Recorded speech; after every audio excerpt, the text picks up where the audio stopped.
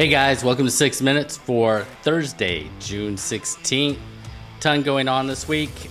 Junior duels, Greco's wrapping up actually as I do this.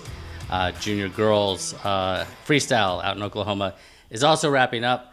But today we're focused on Disney duels, Scholastic duels, Disney duels, Orlando, AAU, not USA Wrestling. And if any of you know me, you know that I'm a huge proponent of locked hand season. So, I don't talk a whole lot about folk style during the off season or the non-high school season.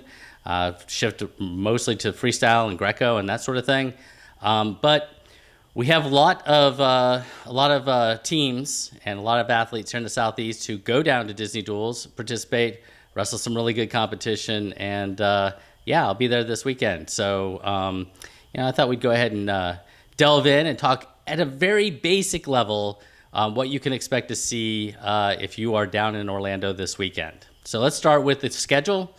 As you can see, there are a couple different groups. CommunityOne has 39 teams. CommunityTwo has 42 teams. They start wrestling tomorrow, Friday. They wrestle Friday, Saturday, and Sunday.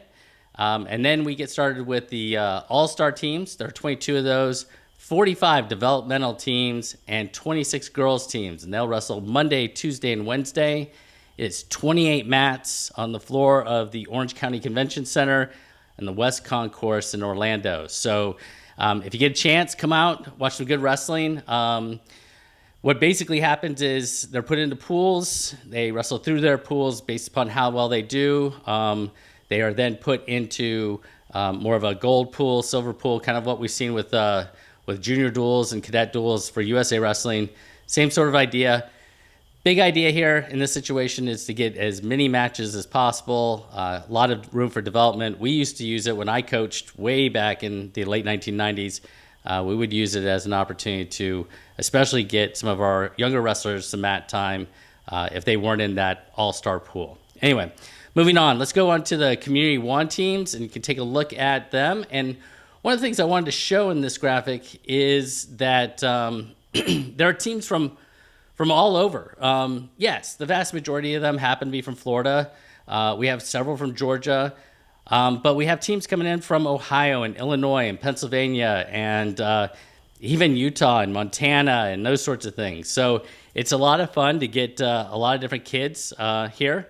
CommunityOne is basically their high school teams for the most part. They have to it doesn't have to be just their high school team.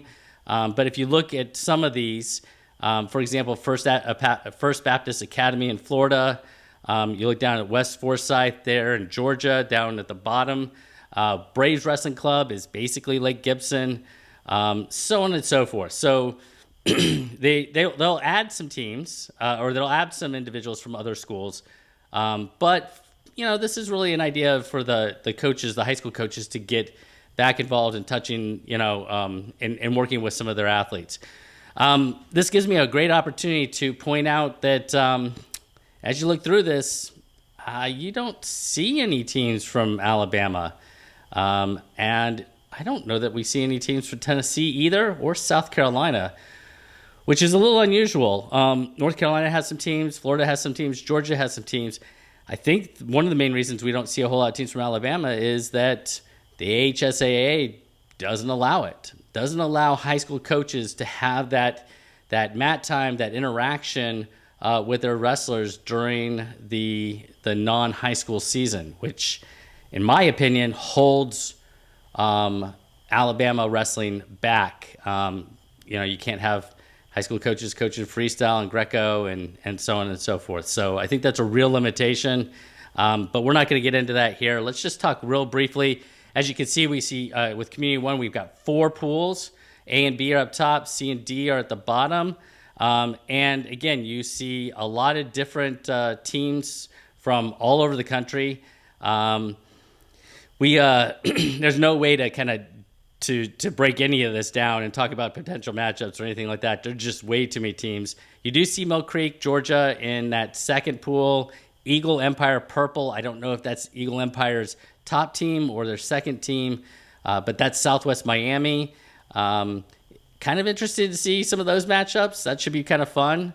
And then down on the bottom right, you've got Wellington, SOWA, West Side, which is Winter Springs, Florida, that sort of thing.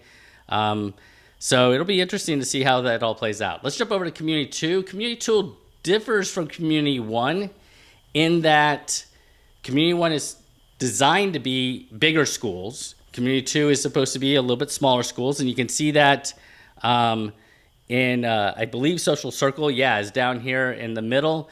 They are obviously a very small school in Georgia. Always like to see them go down and compete at Disney Duels.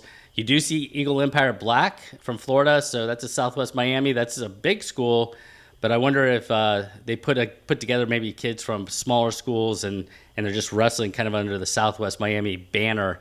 You see Somerset Academy in there. Typically, that's a 1A school in Florida. If you look through this, you see Indiana, Ohio, Illinois, South Dakota. It's going to be a lot of fun. Check those out. That's going to be Friday, Saturday, and Sunday. And then we jump to the big dogs on Monday, and that is the All-Star Crew. You've got Florida and PA. I think MAWA Black. I think it was black. It was black or blue. We're in the finals last year. I don't know if they won or not. Definitely teams to watch. Raleigh area wrestling did really, really well recently. I'm not sure exactly where Raw was wrestling. Maybe NHSCA duels. And wrestled really well up there. Spec Ops in Florida. You got Combat Athletics, another North Carolina team down on the bottom. If you want to watch some really top-level wrestling, and there are limitations. It's not like you can take a kid from Tennessee and take a kid from Colorado and take a kid from California and all these different places and craft a team. They have to be kind of within the area of their AAU district to be eligible to craft an all-star team. So, that means you could have probably like a Team Iowa or a Team Florida, but it's not like you're going to be reaching for all over the place. One of the things that I think is super interesting and I think is super great about Disney Duels is that they have a developmental squad or section, and these are teams that are made up of wrestlers who maybe haven't qualified for a state tournament previously, and maybe haven't had the similar level of accolades as some of our other teams, but we want to foster as much growth as possible. And for those of you that don't know, AAU has been around for a long, long time. I mean, as long as probably USA Wrestling. Back in the day, I think AAU was a big part before NCAAs and that sort of thing. So AAU's been around for a long time. They've been doing a lot of things. This is just a continuation of that. So we've got Ohio, Florida, Pennsylvania, Indiana. A lot of different teams in here. A lot to kind of keep track of. It'll be really interesting at the end of the day to kind of like we've done with the duels for USA Wrestling, see who kind of emerges with a 7-1 record or an 8-0 record or something along those lines. Again, doesn't necessarily mean that an 8-0 record is better than a 5-4 record or whatever, because it really depends on who you wrestle. But yeah, it certainly is an accomplishment regardless. The last group are the girls, and see a lot of Florida teams. You got some Iowa. Love to see Team Montana in there. Team Missouri, it looks like they're bringing quite a few teams. Iowa Penosaurus, that's a pretty interesting team. Queen Bees out of Illinois. Charlie's Angels, Illinois, Georgia, and Florida. Again, lots of girls. The one thing that I would focus on as it relates to the girls is I think they wrestle folk style, which doesn't make a whole lot of sense to me. It is, even if it is freestyle season, in my head, the girls wrestle freestyle in college. Now they do wrestle folk style in high school, so maybe that's where that comes from.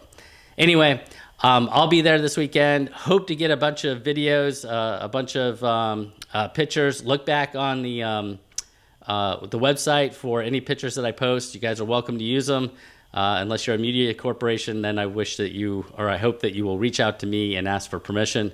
Otherwise, I hope you guys have a great time. Have a great day. Safe travels if you're headed back from Oklahoma from USA Wrestling Duels, junior and girls, or if you're headed down to Florida for the activities this coming weekend. You guys take care and have a wonderful day.